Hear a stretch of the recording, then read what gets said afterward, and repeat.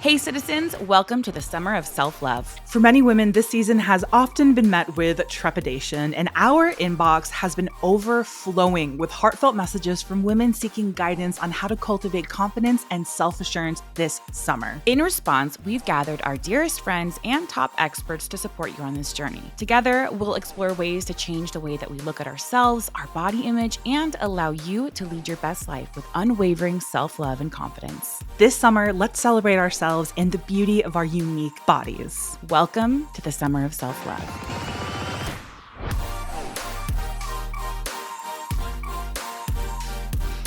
Hi guys, welcome back to the Model Citizen Podcast. Did you guys hear the new intro? What do you guys think? What do you guys think? I'm excited. I like it. I love it. I love this whole thing. So this isn't permanent, but we had this grand idea to start this series called The Summer of Self-Love. And we just think that this is going to be so impactful and beneficial for each of you. You guys are now hearing it first and foremost on the Model Citizen podcast. But if you are listening to this on Thursday with our very first episode, you know that tomorrow we are debuting it on CBS Morning. Woo! We're taking it national, guys. We're taking it across the country. Your girl's flying. She's going to New York, and we're going to be on CBS Morning. What a huge... this is huge, you guys. We are literally, it's huge. This is so exciting. Squealing. Couldn't have been possible without y'all. You guys have supported us through so much and all of this and all of our ups and downs. So obviously we're so grateful to you guys, but this was kind of our way of giving back to you guys during a time where I feel like some people don't always feel their best, or you feel that pressure.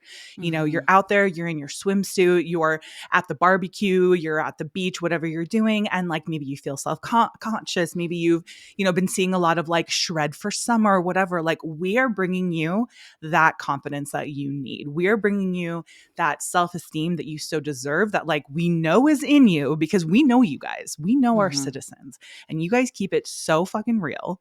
You guys keep it we just know how incredible and gorgeous and beautiful you guys are. And so that's what this whole series is about. It's about bringing it out of you, babe. We're bringing it out of you. We're bringing it out of you because we know that she lives deep inside all of you. And we are actually starting this off with such a huge, incredible honor of a guest, Jamie Kern Lima. You guys know her.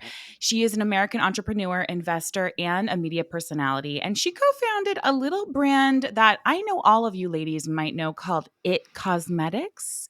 Ever heard of them? Ever heard of It Cosmetics? I'm pretty much my entire face right now is It Cosmetics. Ugh. And she ended up selling that to L'Oreal for $1.2 billion in 2016. But that's not where it ended for Miss Lima. She became the first female chief executive officer at a L'Oreal brand. And she is included on the Forbes list of America's richest self-made women. But not only that, Jamie is a New York Times bestselling author on how to go from underestimated to unstoppable. She also has a new book out called Worthy, How to Believe You Are Enough. And she just debuted a podcast called The Jamie Kern Lima Show. And her very first guest was none other than Miss Oprah Winfrey. Ever heard of guys, her? Just a gal, Anyone ever heard of Oprah? Anyone here? Hey. And it is actually a two-part interview, and it is so beautiful, so incredible. There are tears shed. It is, I think you will enjoy it so much because you get to see these two women like you've never seen them before. You kind of feel like you get this inside look of their hearts and what they bring and to a real the table. Friendship too. They're friends in real life. I think it's also just such a stripped down conversation between two women, and they are such magnificent juggernauts in their respective worlds.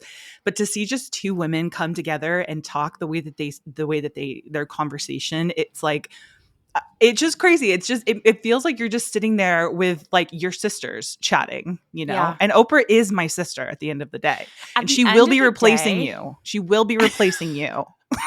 Listen, you heard it here first. That's fine with me. That's fine with Hunter's me. like, just take me to Monaco when when we sell it to Spotify for $80 million. Literally. And I'm going to call it here first, and I'm going to tell Mhm. Jamie, but she will be up there with Oprah as far as like one of the most revered women Mhm. of our generation, because I think the way that she Absolutely. speaks from her heart, the way that she's really bears her soul. If you guys haven't checked out her new book, I actually literally have it right here. It is called Worthy. Michaela finished it this weekend on Audible, but you can pick it up also. And it is just one of those books that you really can't put down. No, It's I'm gonna make sure I let her know that I was flying through it. Like flying. I'm a reader, you guys, and I was just like, I And I'm can't. not a reader, and I read it. You read it. You're not a reader. I'm a reader, and I found the thing is like you just there's so many pearls of wisdom. So you guys, you have got to go pick up her book. Y'all know that we're not like sitting here recommending books every day. We are only going to recommend books to you guys that we think are going to like seriously, massively impact. Your time is so precious, okay? And like we know that if we're going to suggest something, it better be damn worth it, okay? So I need you guys to go out, get her book. If you're more of an audio listener, definitely she reads it. And I really like the way that she read her book. I don't think all authors should read their audiobook, but I want her to read all my audiobooks. I want her to read all of my, like, I want her to tell me bedtime stories. That's like Same. how good, like, it was almost relaxing. Like I was almost falling asleep in like, I know her voice is so like her beautiful. voice is just so sweet. Like she just sounds like a little angel, just like giving you like the most, inspiring words ever. And I was just like, oh, this is so relaxing. It's like that sister vibe. I love it. I love it. Well, guys, we are going to bring Miss Jamie Kern Lima in. We cannot wait. Enjoy the episode. Jamie and we actually met recently at the Oprah special, which was around the shame and weight of round weight, which was such a powerful conversation. And that special replays in my head almost daily because I really got so many nuggets of wisdom in that special. The amount of powerful women in that room was just it was electric, and you really stood out to me. I love how you really took the reins and also had the entire room kind of do a little bit of a workshop, which we will get into.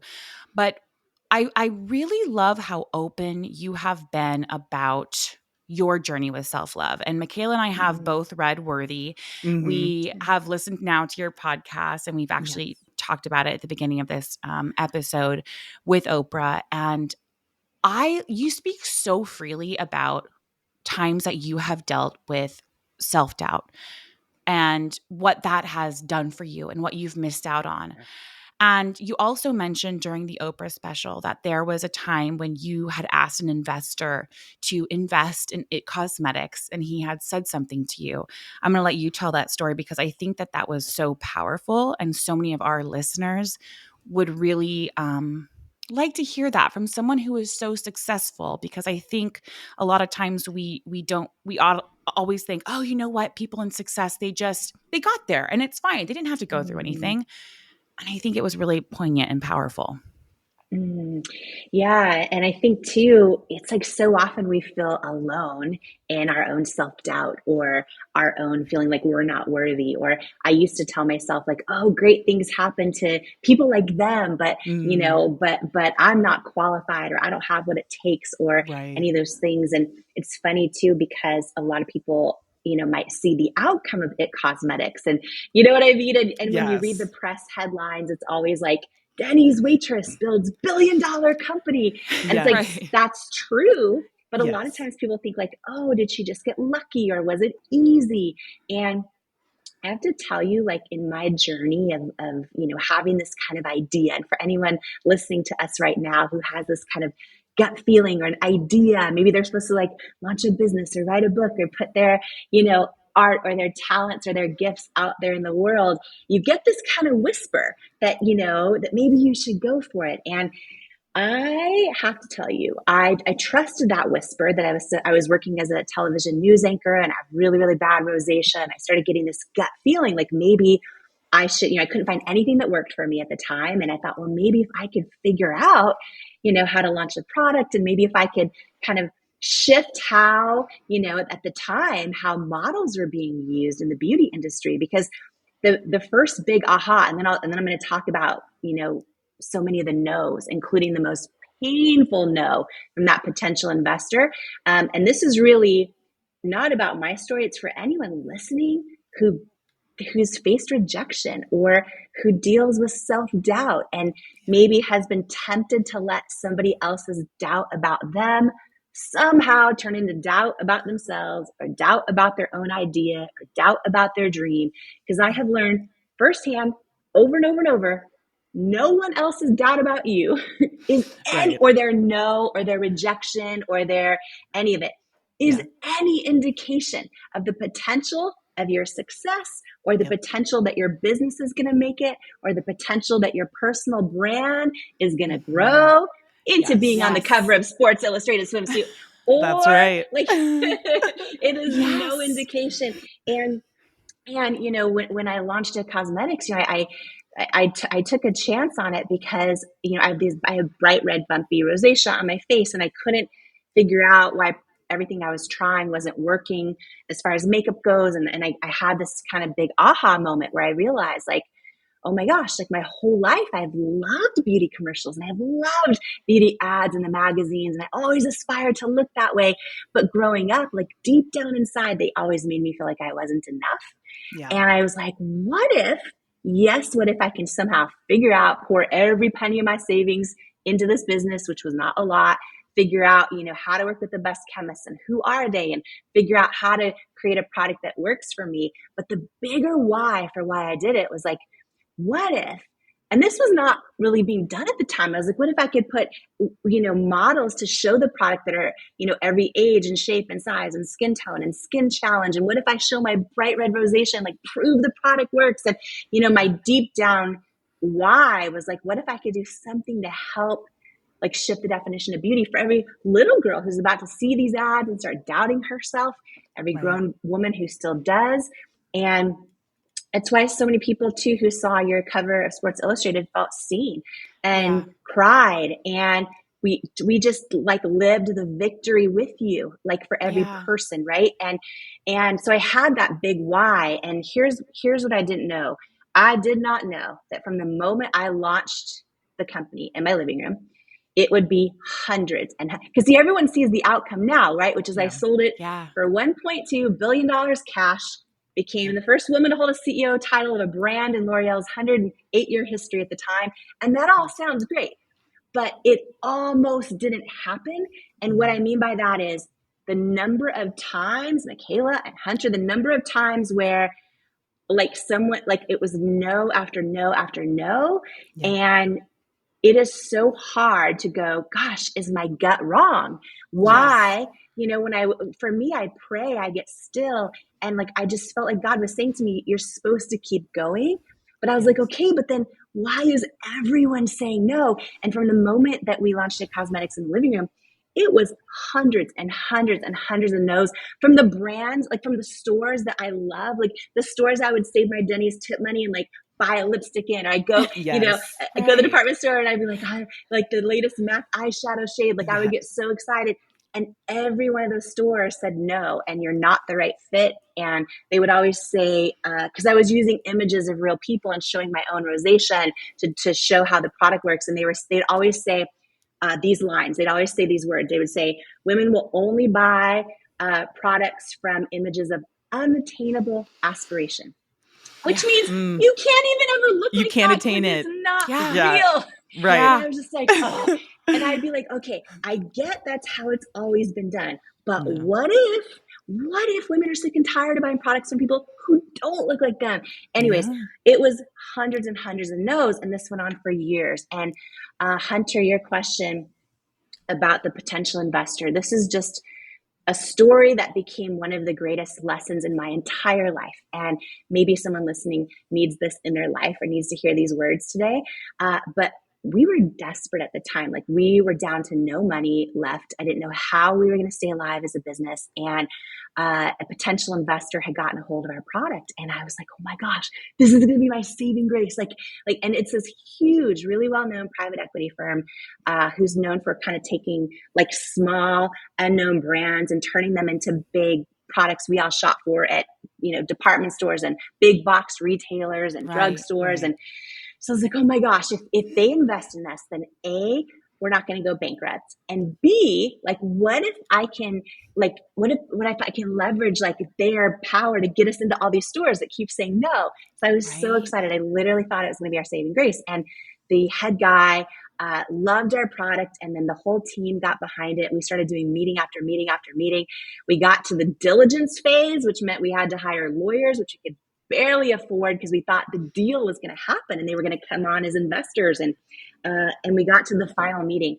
My husband and I flew up for this meeting. I remember we could barely afford the plane ticket, and we had to present our whole product pipeline for the future. And at the very end of the meeting, and by the way, I had been hearing no now for 3 years from Sephora and Ulta and all the department stores and everyone, right? And the very end of the meeting, he says to me, and he's like 3 feet from me, and his whole team is behind him, and his team is amazing, and he was so great, and he's literally 3 feet from me, and my husband's on the other side of me, and he says to me, congratulations, you should be so proud. This is a really, really great product, but it's a no. We're going to pass on investing in IT Cosmetics. And I said, okay, can you tell me why? Because, feedback is usually a gift. And I had heard so many no's, and I said, can you tell me why? And he's 3 feet from me, and he got really quiet. And I was like, and I remember like feeling my heartbeat in my ears. And he goes, do you want me to be really honest with you? And I said, yes, please. And he just paused for the longest time. And he said, I just don't think women will buy makeup from someone who looks like you with your body and your weight. And I remember the moment he said those words. What's wild is I never got angry at all, but instantly it was like this lifetime of self-doubt and body doubt, like flooded my body all at once. So it felt like I was like staring my own fear straight in the eye. Yes. But how this became one of my greatest life lessons, and this is for anybody who needs these words today, when he said those like painful things, I just don't think women will buy makeup from someone who looks like you with your body and your weight.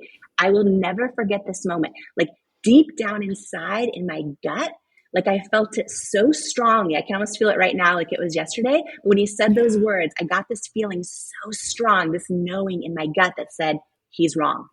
Like he's wrong, right? Like I felt it. Now, I didn't know how I was going to prove it. That was God in your ear. That was God in your ear. Well, it's wild. Like I went in my car and I cried.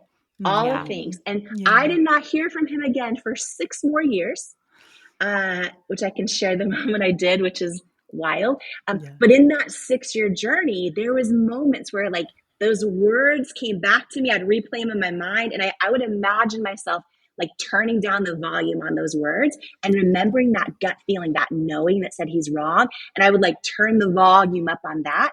And what I know when I look back at this moment is what happened, because that feeling that was so strong that said he's wrong, what I believe, exactly what you said, Hunter, I believe in that moment, like this dude gave me a no, but God gave me a knowing, right? And God, I have chills. Yes. And for every one of us, whether you have faith or you believe in the universe has your back, whatever, I believe this is universal. I think that your intuition, your knowing is more powerful than anyone else's advice. And every one of us gets no's every day. Sometimes it's the friend that doesn't include us in the thing. Sometimes, there's so many ways we get no's. And I have learned that when you get still and you, whether it's, just tuning into your intuition, whether it's meditation, whether it's prayer, when you ask yourself and you feel that knowing, I believe your knowing is always more powerful than any one of the no's. And I think that And so often in our relationships, in the career we're in our life, and by the way, we hear no's all the time. And for most of us, we tell ourselves the most powerful, horrible, hurtful no's, more Yes. worse than what this investor Yeah. So said. true. So Right? true. We tell ourselves those Yes. no's, but those no's are in our head where self-doubt lives. Our Yes. knowing is in our soul where the truth lives. Yeah. And I think that the better we get, every one of us, at tuning into that knowing over any of the no's, Yes. that can be the single biggest thing that changes our entire life, Yeah. our friendships, the success of our business, like our ability to live in alignment with our assignment on this earth. I So, love that. I love that. for me, yeah. In your book, yeah. one of the things you said in your book that really hit me so hard is you said, my creator hid my value from them because they're not assigned to my destiny. When I tell you, Jamie, I had full body chills. Like I finished your book this weekend and it was crazy because like I'm a big reader, but I was just like, I was diving into it. My husband would talk to me and I'd be like, no. Like this is incredible what I'm reading right now. I was like, I feel like I'm in school. Word. Yeah, every word. It was so inspiring. And like, you know, Hunter and I were talking about how we're in this space. So we hear a lot of like very inspiring, and we're around very inspiring women. So it's, you know, it was so nice to have this like fresh injection of inspiration, if that makes sense. But I literally had my notebook out. Like I was taking notes like I was in school. I was like, school's in session. And when I read that, it just like hit me because I think I've had a lot of experiences in my life where I have heard no's. And you do kind of eventually you start being like, man, maybe they're right. Maybe they're right. Like if God wanted this to happen, he would make it happen. But it is so true that you know, the creator will hide your value because they're not assigned to your destiny. And I was like, I'm getting that tattooed. Like, where can I put that on my body to see every day? It's funny, Jamie, how you mentioned, you know, you got to know from this investor and you had that feeling. You know, I had a very similar experience a week before I got the cover of Sports Illustrated. And Michaela and I were talking and I had just been feeling like, is this it? Like, you know, listen, we're in a very weird time right now in the world where we've almost reverted back to quote unquote thin is in, right? I'm a plus size woman. I'm a plus size model. I that's my whole platform is loving yourself of every size. And my size in the last year has been pushed out after really climbing up and really fiercely trying to get in there in the same way that you had with It Cosmetics. And a week before I had gotten the cover, I had this conversation on this podcast and said, maybe that's it for me. Like maybe that's it. Maybe we are done with that. And maybe it was a trend. Maybe it was a phase, which what a sad thing, right? Yeah. But no, I prayed. I was so steadfast on prayer. And I knew in my gut also of it's not over. This is actually get ready. This is the beginning. This is your season of your break, right? Your time to be. And like you said, Jamie, sit in that silence. And a week later, it was like everything really unfolded for me. And, you know, you mentioned this quite often in your book. And it's just so powerful. And you even mentioned it in your episode with Oprah.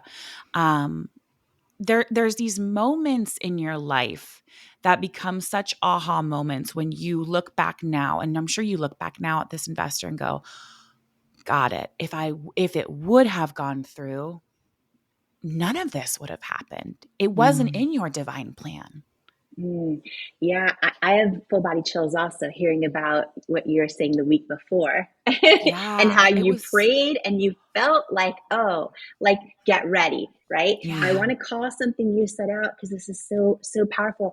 In the Jamie Kern Lima show, which I just launched, and I'm so excited. My first episode, Oprah and I sat down for a 3-hour interview. She'd never done that in her career. So we broke it into 2 parts. And by now, the second episode, you guys, will be out by the time this airs. Go and listen to the second part of her Oprah interview. Yes. Well, she says something that is so aligned with what you just said, and I want to call it out. It is so powerful because you did exactly what she says is one of the biggest reasons for her defying the odds in her life. For her, she says that when she prays and gets still, she listens to the call. Like, what is the calling God has for her? She listens to, and this is, again, I'll say this because I know so many listeners, for both of our shows are all different faiths, no faith. Everybody is so welcome and belongs. And I think this is a universal lesson, no matter what anyone believes. But, for some people, they'll meditate or whatever it might be to the universe. But Oprah says when she prays, she will ask God for the calling. And then she will be obedient to the answer she hears. So she talks about listening for the call and then living the answer. And I love that because you're on your show a week before thinking, is everything over? Is this a trend? You pray, you feel like, oh, get ready. And you like hear that call. And then and then you are obedient to the answer. And for a lot of us, it doesn't happen 1 week later. That's pretty remarkable. A lot of us, it's like a few years later. But exactly what you just said. Oh my gosh. And Michaela, I want to talk about what you had said as well, because I just feel in my spirit right now that somebody listening needs these words, the words that we need to all figure out how to tattoo those words. Because it is so true. Like for the person listening right now who had somebody pull the rug out from under them, or not, maybe they're applying for this job over and over and like the person's not seeing their value and they got rejected from it, or they're dating someone who just crushed their heart and they've been living in the past for so long, or they've not been letting new people love them because of how old people hurt them. Yes. Another great line from your book. Yes. Oh my gosh. Just all the ways that we think, because here's why I wrote the book Worthy, because for my entire life, I thought what I needed was more self-confidence, which I do. I will need that forever. I will be building self-confidence forever. But that is fragile, and it's based so much on, our skills and abilities, and if we're winning or losing and all the things but self-worth is different. And you cannot out-succeed your self-worth. Your self-worth is your ceiling, and your self-worth is your deep, innate belief that you are worthy of love and belonging exactly as you are.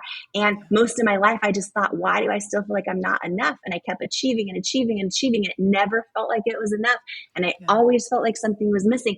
I now know it's why we all know someone who we think she's amazing. Why is she dating someone who is horrible to her? It's because you can have all the confidence in the world and have your, love your body and love your, achieve it. But if underneath it all, you as a being don't believe, that you're enough, whatever thing you accomplish, whether it's getting famous or getting the New York Times bestseller list or hitting a certain job title or a follower count, you still take you with you. It's why we see, Olympic athletes destroy their life, or someone land on the moon or become an A-list celebrity. And everyone's like, why do they just destroy their life? It's because those things cannot give you self-worth. And the thing I think that's so important that I just want to link it to, and part of why I wrote Worthy, is because in the journey of getting all these rejections and failures can shake our self-confidence. But if we let them take root to the point where we start to think we're a reject or we're a failure, that's when it hits our identity level and when it can chip away at our self-worth. And there's a chapter 2 in the book Worthy is called When You Change Your Relationship with Rejection, You Change Your Life. And why it's so important is because and this is my hope and prayer for everyone listening, is when you learn to assign a new meaning to rejection and failure and you believe it, it helps you become fearless and keep going for things and not think oh, I'm a reject, I'm a failure. And right now, because I look at the data, right now, so many people listening to us have a past rejection or failure that they're not even aware of has taken root. And, it could be again, the job that didn't see their value, the person that crushed their heart, the friend that betrayed them, the words someone said to them and they let stick. And so in order for me to launch It Cosmetics and endure hundreds and hundreds and hundreds of rejections and still keep going, or deal with that guy, the investor that said, no one will buy makeup from someone who looks like you with your body and your weight. one of the tools is assigning a meaning to that rejection. Because the old me instantly would hear a rejection and think, yep, there's proof I'm not enough. Right. And for everyone listening to us right now, if you imagine yourself getting rejected or failing at something, the first thought you think to yourself without thinking about it, that first thought you think, that's actually your current definition of rejection. And for most of us, right, it's so painful. Like for me, it was like, yep, there's proof I'm not enough.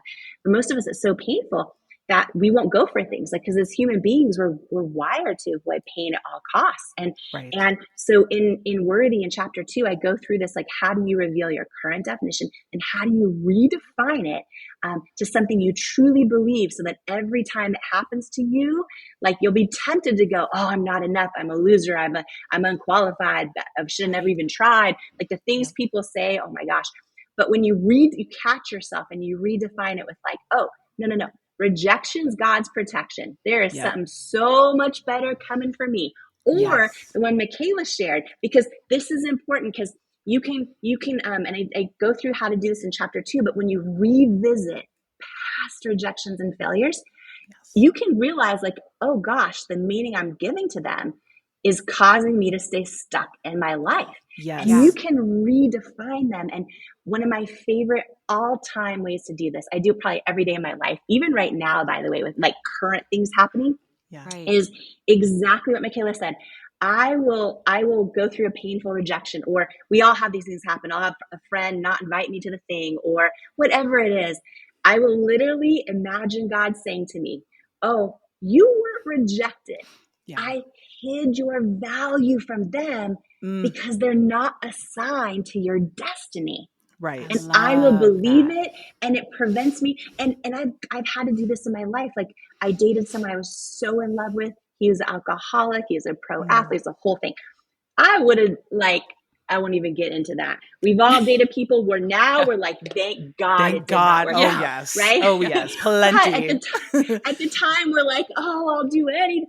And there's so many past things in my life, from adoption to all kinds of stuff, where I've had to go back and look at how things transpired and reassign a new meaning. And I probably every day use that definition for stuff. Like, something hurtful will happen. I'll be tempted for it to hurt my feelings, or tempted to go back to, like, oh, yep, I'm not enough. I'm not cool enough, funny enough, smart, whatever it is. I will intercept it and be like, you know what? What I know for sure in every ounce of my being is my creator will block my value from people who are not assigned to my destiny. And I will just like have that faith, and it helps me not let rejections take root. It helped me keep going and going and going during like hundreds of rejections. And so for the person who's like writing the book, or they're putting their heart and soul out on social media, and they're like, why do I not have even one like? And like none of that, like, I will tell myself that almost every day. And it's always true. And by the way, that investor who said those things, I didn't hear from him for 6 years. And the day that L'Oreal bought It Cosmetics, because they're a public company, I didn't know this was going to happen until the night before. They had to disclose the purchase price. And I was freaking out because, first of all, most of my family thought, oh, I think she can maybe pay the bills now. I think the company is doing, but like, no one knew anything about, you know what I mean? And I was still working 100-hour weeks. Like, I was like, I wasn't doing anything fancy. Like, so I was just like, for just about 10 years, worked that many hours, and no one really knew anything. The day the deal was announced, it was everywhere, like the homepage of the Wall Street Journal. It was like, L'Oreal pays $1.2 billion cash for and it was just like, I remember seeing it. Wasn't that wild? And then I was in business school. I was in college for business. 2016, right? I think it was. And that was like a discussion amongst people, believe it or not. Like, it was just such this huge news story. And but continue, because this is my favorite part of the story. Is it? Well, it was the first time I heard from that investor in 6 years. And he said, congratulations on the L'Oreal deal. I was wrong. It gives me chills every time you say that. Well, here's what's wild, you guys. So first of all, you remember, I don't know if you guys have seen the movie Pretty Woman. Of course. where like she goes in the store and they won't help her. And then she Yes. goes back a couple of days later. So what I wanted to say to him was big mistake. Big mistake. Yeah. Huge. Yes. I can give Yes. you 1.2 billion reasons why it was a huge mistake. I did not tell him that. I kept it really, really classy. But Of course. but I would not have wanted to be him. Number one, No, we he probably knew would what have he been. had done. Oh, well, and You didn't but have to say anything. Yeah. Here's what's beautiful about this, and this is what's wild, is I believe people are inherently good. I Yes. believe that he was making a business decision based on the lies he was believing that, Yes. you know, you need to look a certain way to make me money. And I Yes. think it was like not personal. I think it was just Yeah. his own beliefs he was raised believing, Yeah. and the beliefs that all of us, especially the two of you, All me, of us. Oprah, are working so hard to change, right? Yes, And absolutely. Yeah. they cost him a whole lot of money, those beliefs. Sure did. But Right. but here's the other part of this for anyone who's like gotten a rejection recently or a painful heartbreak or whatever. You guys, when I say like rejection's God's protection, some people will say rejection's divine protection or the universe's protection. Okay, had he believed in me, first of all, I was so desperate at the time when I was just like hoping, praying that he would invest, thinking he was like my saving grace. I was so desperate. We were so close to bankruptcy. I probably would have given him the majority of the company for like nothing. Yeah. Right? That's But what I was right? wondering. Yeah. Yeah, Like, but do you because feel like he, it would have gone such a totally different route? Because at that point, when you're so desperate, you're like, I'll take anything. Like, I'll give you half my yeah, company, whatever it takes. We just need to yes, float, you know? Yeah. Survive. exactly. And who knows what he would have like, you know, probably pressured me to change who I am. Who knows what diet I'd be on? I mean, who knows if we would have shifted our positioning because I wouldn't have had a say, because I wouldn't have owned the majority. But Yeah. because he didn't believe in me, the day of the L'Oreal deal, I was still the largest shareholder in the whole company. So it's like, Wow. thank God. Like Wow. rejection's God. God's protection. We just don't Yes. see it at the Yes. time, and it just Yep. sucks at the time, and it feels devastating at the time, and it often doesn't make sense at the time.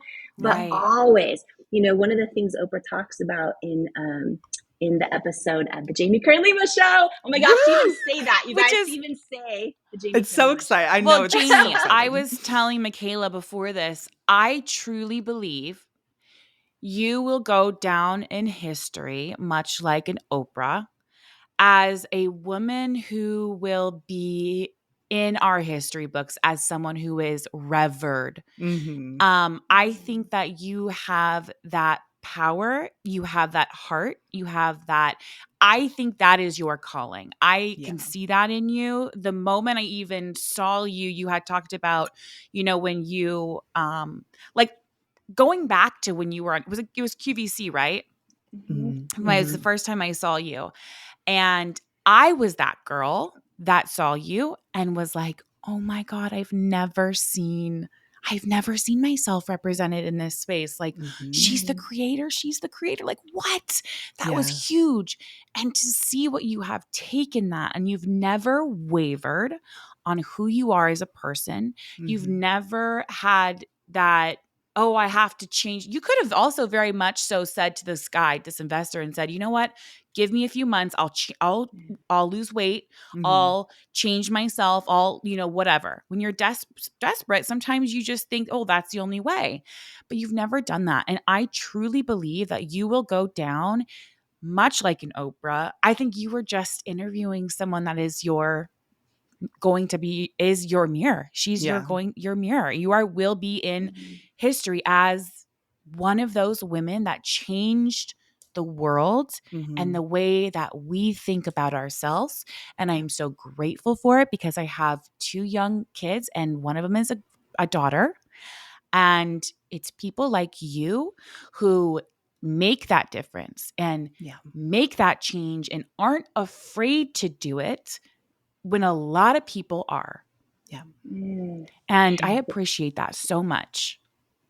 Well, the first thing I want to say is thank you. And the two of you are saying that and seeing that in me because that is in you. That is how you can see it, because you know Thank that you. is you too. And what I'm so inspired by listening to you share that is every person listening to us can also impact and serve and change and and elevate the world, conversations, and like what you just said, so many people don't. And I think it's because at any given moment we're all so close to doubting ourselves out of our own destiny. Like self-doubt kills more dreams than almost anything else. And the two of you know this story, but maybe a lot of listeners don't, is that like a lot of people see me with Oprah, right? On the first episode of my podcast. And like it almost didn't happen, right? Because my whole life I dreamed of meeting her. I actually met her for my 40th birthday and ended up having lunch with her shortly after. We had a 3-hour lunch at her house, just me and her, that I tried so hard to believe I was worthy of in the moment. It was the best day ever. And at the end of it, she gave me her cell phone number. And I just want to call this out for anyone who is listening to us right now, who thinks like, oh, things like that happen to other people, but I'm not enough or whatever. I remember having lunch with Oprah that day, and she gave me her cell phone number at the end and said, call me anytime. You can call me anytime. And I did not call her for 4 years. Now, in my life at the time, my company had exploded. I was donating, tens of millions of dollars to product and money to causes I'm so passionate about. I have a team of over 1,000 employees. The Forbes list happened. All these things on the outside were great. And for 4 years, I told myself stories like, oh, I'm just not calling her because I've got to think of the perfect thing to say. Or, but what I realized 4 years later was I had gotten to a point where I felt worthy of running an amazing company. I felt worthy of putting myself out there and trying to change the beauty industry. Yes. But I did not call Oprah for 4 years because deep down inside, I actually didn't think I was worthy of being her friend.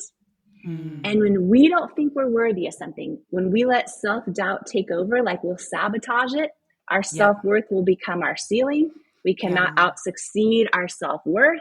And that day I realized like, oh, first of all, I am a kick-ass friend. Like I know how great of a friend I am. And I just had to intentionally like turn down the volume on my doubting mind and turn up the volume on my knowing soul. And that's what gave me the courage to just pick up the phone and call her.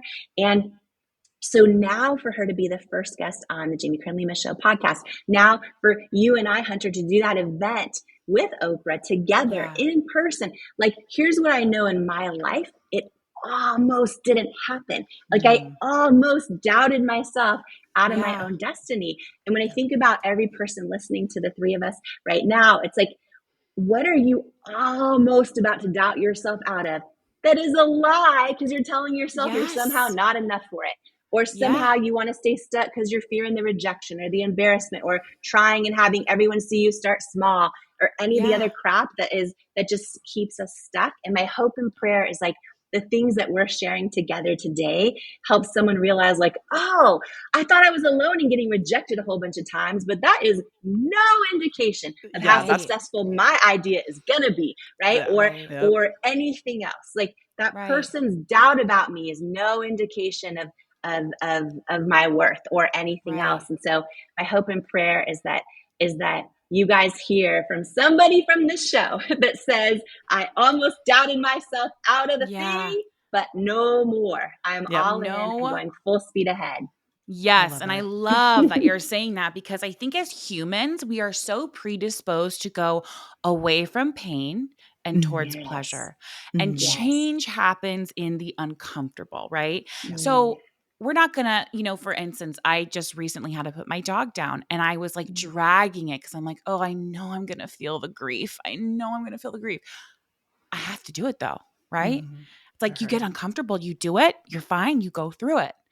And I think that is so powerful. And I want to ask you, you have done all of this work.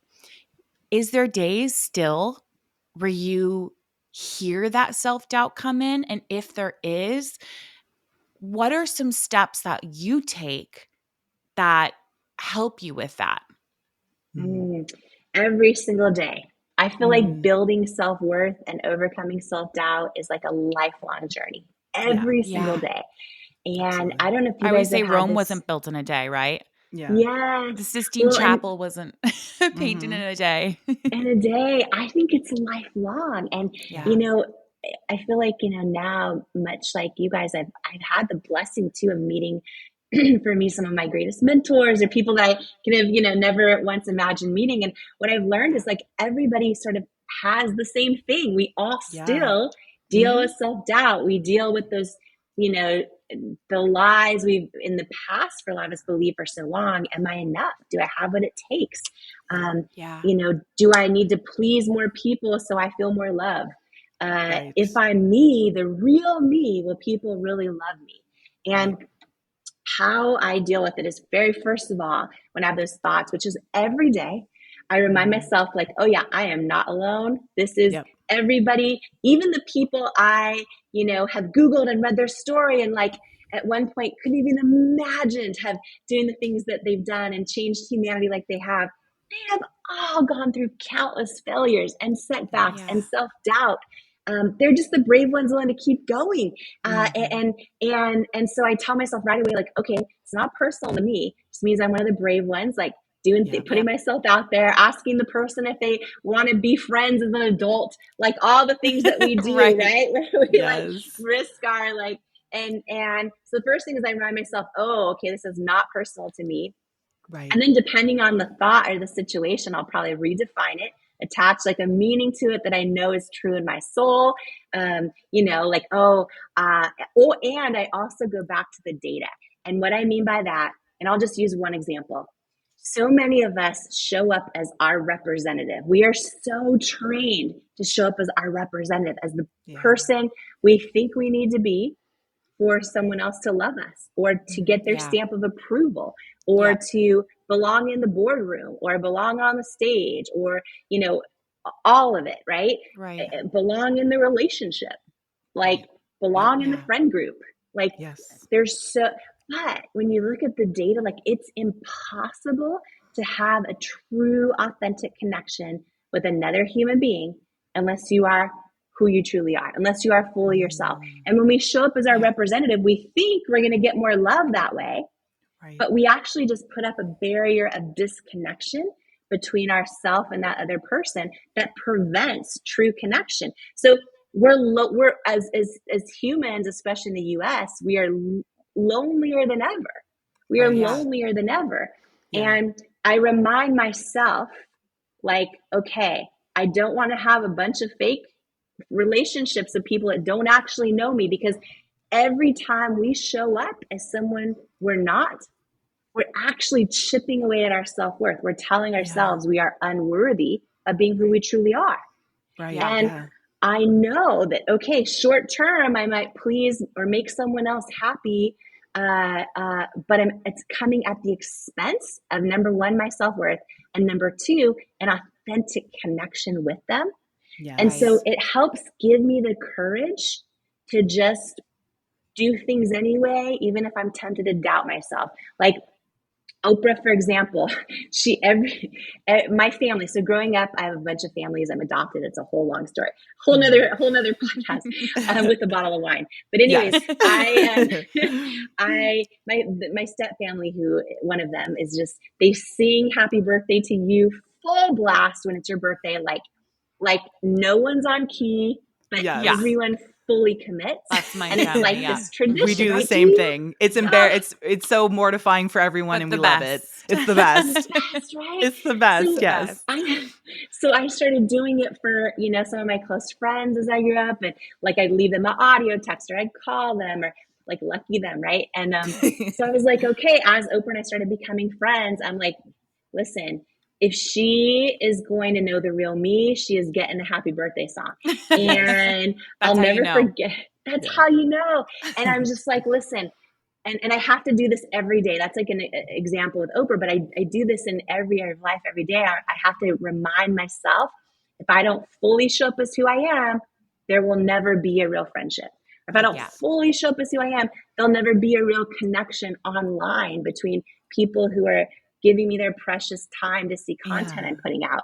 Like if Yeah. I don't show up as the real, you know what I mean? And so, and yeah, not everyone's going to get it. Not everyone's going to like it, but at least I'll have true connection. And at Yeah, Yeah. least I won't be exactly. chipping away at my self-worth like Yeah. one moment at a time. So I Yeah. think for everyone to know that, it just helps give you the courage. Like, yeah, if they fully show up as me, flaws and all, quirks and all, sense of Yeah. humor Yeah. and all, off key voice and all, like Yes. it's the only way. It's the only Yeah. way to It's almost like to putting up step a in your window. power.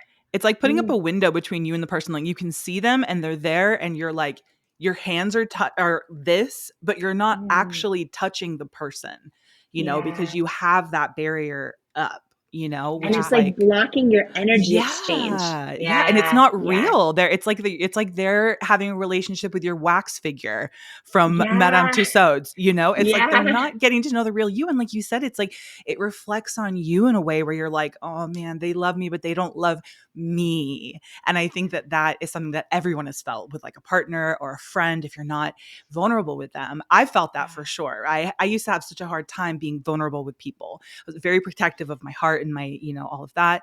And then once I started really just bearing myself, I was like, oh, I believe it when you say you love me because you love Yeah. even these mm, You've cracked parts seen of me. me. You love even these dark sides, these things I've been through, like we've experienced grief a lot in the last few years. And people who stuck around during that time, I'm like, oh, like you see me, you see my heart, Yeah. you see the good and the bad of me.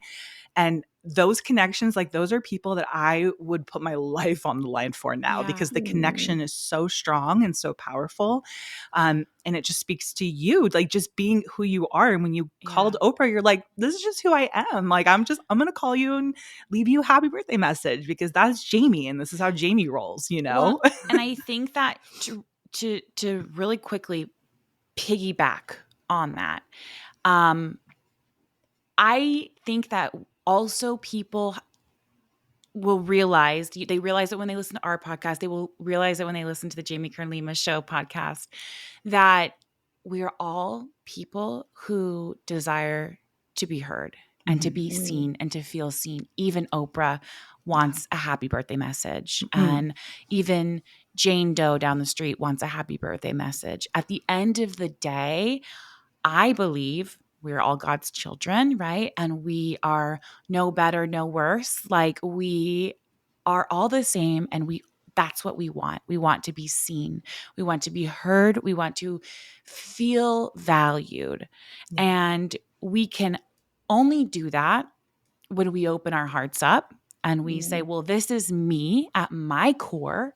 Yeah. And I want you to feel comfortable with you at your core. And I want to see it and I accept it. And I know that that's what just listening to the first part of your conversation with Oprah, I felt that. And we had talked about this at the top of the show before you came on. I saw a side of you and Oprah that I have not seen before. I got to see Oprah in a way that I haven't seen her before. Yeah. And it was really it almost was like humanizing. I'm like, "Oh my gosh, I'm sitting with my girlfriends. I'm sitting with my sisters here, right? Mhm. Like we all feel the same things." Yeah. And I think that that's really spectacular. Um, and you do that so brilliantly, Jamie. You let mm, people be, and because you be, right? Mm. You are you, and so people feel comfortable to be them, and Yeah. that's what's so mm, special. I mean, even you had gifted me, and I think it was like 12 of your books. And I was like, told Michaela, I'm like, I want to do a giveaway with our followers for this because I thought that was such a brilliant thing to gift mm, me something so that I can gift your knowledge and Yeah. your words to other people. And what I love is that you walk the walk. 100% of your proceeds of the book are being donated to Feeding America and programs that are dedicated to building self-worth with women. 100%, you guys, of the Mhm. proceeds. That just goes to show you're the real deal. You're the Yeah. mm, real deal. It's Mhm. not about making money. It's not about saying things to be a facade. It's about sharing your heart truthfully. And it's really incredible to see. And we are just so so honored and so grateful that you came on our podcast and shared your heart here and gave us your valuable time, and to just kick off this series of really talking with women on what self-love looks like, because it's different for all of us, and for all of us, it's all valuable. Yeah. I want to know, what did Oprah say? Did she respond? Was she like, thank you so much. This is happy the best birthday? message. Yes. What was her response? No, usually, so we'll talk, but usually there's no response to sometimes the audio message where I sing. And then it's so funny. I was in her dining room not too long ago, and we had just done the episode of the show and of the podcast. And I was kind of making a joke that, she's getting that message every year. She's getting me call her every year with this song. And she's so freaking funny, you guys. Like, she's so quick. And she's like, yep. And every year the voice doesn't get any better. I love it. I love it. You're like, you know what? Yeah, I have learned from her. Oh my gosh. Like, sometimes I just sit there and I'm like, because she says she didn't learn to say no even till she was such a people pleaser most of her life. And she didn't even learn to say no till she was 40. And I've met a lot of women who still haven't. And for me, it's still a struggle every day. And like, I don't know. I love, the things that the two of you share, that she shares, hopefully that I share. I feel like we're all in this together. You know what I mean? And in different ways, we can sort of like be inspired by, every person on this journey of learning to love themselves, learning to believe in their worth. And so, so she's, just, oh my gosh, I feel there were moments, because we did a 3-hour interview, right? And she'd said she'd never done that in her career, a 3-hour interview. And there were moments in it, that's why I had to break it up into parts. But there were moments in it where I was just like, I had to get back in the moment, because I was like, I felt like there were things she was sharing that transcended the fact that we were sitting on a podcast, and that were like, just spoke to my soul. And I was just like, oh my gosh, like, these are things I wrote down that I'm going to remind myself of every day. And I think that was like me reading your book. That was like me reading your book this weekend. I was like, wait, this is like really like hitting me so hard, like it was just, I had the same experience, honestly, where I was just like, oh my God, like, is she speaking to me? Is this book to me? It is. It's a book to all of us on this journey together. And we're constantly learning. And Jamie, we have taken so much of your time, but before you go, I want to ask you one more question. What would you tell, because I always believe that we have the little girl inside of us. And I think that oftentimes we, one thing for me, I have shifted my thinking to, okay, what would little Hunter think of what I'm doing right now? Would she be proud of me? And I think of that because I hope my daughter thinks of that, right? Like, I'm like, she's perfect in my eyes, and anything that she would ever feel, sorry, getting emotional. Anytime she would ever feel self-doubt or anything less than perfect breaks my heart. And I always think of how my mom must feel, or the people around me must feel, when I don't look at myself that way. So what would you tell the little Jamie Kern Lima? Well, I guess Jamie, not quite Lima. Yeah, you probably weren't married yet, but what would you say to her now? I would just say, like, you are enough and fully worthy exactly as you are, and that God can dream a bigger dream for you than you can for your life. And to just trust in that, to know that your steps are ordered, your steps are ordered. And I think that the little girl that was me, just honestly, you guys, I lost decades of my life doubting I was enough. Like, decades of my life doubting I was enough. And that's why I wrote Worthy, because it was like, the day when I realized I wasn't calling Oprah after 4 years because I didn't think I was worthy of being her friend, like, I was like, holy crap, that was when I became obsessed with studying self-worth. That was when I was like, because it's like, I think building self-worth is not about all these things you've got to learn. It's actually like about unlearning. all Yeah, lies, right? because That lead all to day self-doubt. long, Yeah. all day Yeah. long, we're it doesn't matter where we are, it's getting thrown at us what we should be. Yeah. Yeah. And also because it's the biggest money-making move, you know, right? The more we don't like ourselves, the more we don't believe in ourselves, Yeah. the more everybody else makes money. And I Mhm. get that and I understand that. But it's like, yeah, it's Well, that's why this unlearning. show is so important as well, because a lot of us, if we are blessed enough to have loving family or well-intended family, we have generations before us that, believe in their heart they're doing the right thing by saying things to us like, well, shouldn't you do this? And shouldn't you do that? What about that? How's that going? What about this? And like, it's so ingrained that for a lot of Yeah. people, they're only, and energy is contagious.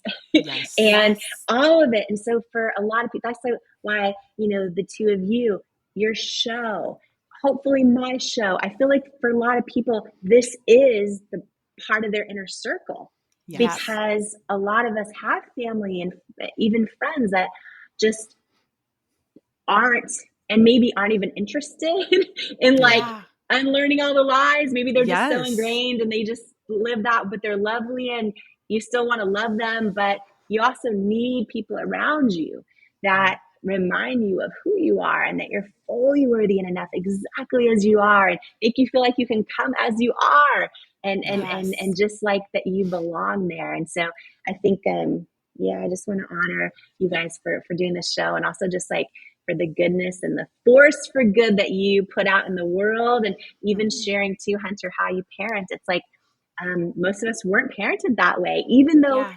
if we're blessed to have amazing parents, but it's like, hallelujah that we're having conversations like this, because Yep. times are changing, times are changing. So Yes, absolutely. Yes, they It's are. so true. And Jamie, if you don't think you're getting a happy birthday voice message from Hunter and I for your birthday in a couple weeks, right? It's in like Yeah. 2-ish weeks, right? Yes, Jamie, We're gonna be sending you a thing coming. It's gonna be a horrible duet because off-key. Michaela's gonna be with me. Yeah. We're gonna record it when she's out here. So it's gonna be pitchy and it's gonna be gonna bad. be gorgeous, Mhm. and I'll play it's gonna be bad, ukulele but while we listen, do it. we Yeah, welcome it'll it. be yeah. We welcome it. that will be the best gift. Thank you. I'm excited. I cannot wait. Jamie, thank you so much for coming on. And you girls out there, we have a very, very big female listenership. That's why I say girls, but anybody who's out there, don't forget to check out Jamie's show, the Jamie Kern Lima show. It drops every Tuesday? Every Tuesday, Which is everywhere you get your awesome. podcasts, and also on YouTube. So I'm so excited. Yes, it's and check out her fabulous. book, Worthy. And we are also going to be doing a giveaway for some of you lovely listeners. But thank you so much, Jamie. We so appreciate it. And we hope to see you in real life soon. Yes, thank absolutely. you so much. Thank you guys so much for listening. You can catch a new episode of Model Citizen every Thursday. And please don't forget to follow the podcast so you don't miss any of the action.